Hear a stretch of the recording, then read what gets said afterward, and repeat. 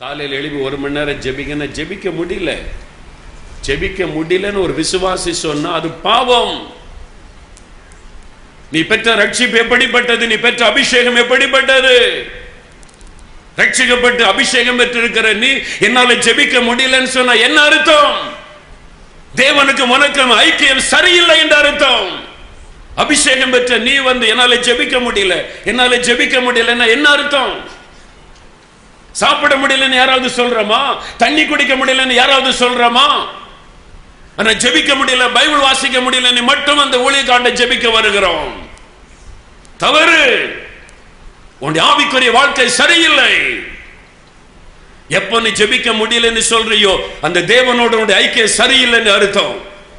மனம் திரும்பணும். எதற்காக திருப்பத்திற்கு வந்திருக்கிறோம்? நம்முடைய தலைவலிக்காக ஜெபிக்க வரவில்லை.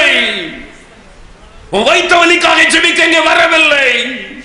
ஒரு தேசத்தில் சட்டமே ஏற்றப்பட்டாலும் தானியேலுடைய ஜெபத்தை தடை பண்ண முடியவில்லை.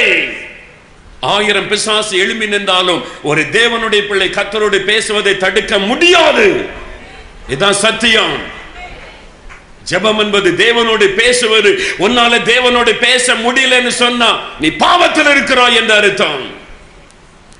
எனக்கு ஜெபிக்க முடியல, ஜெபிக்க முடியல, பைபிள் வாசிக்க முடியல இந்த வார்த்தை ஒரு விசுவாசி வாயிலிருந்து வரக்கூடாது.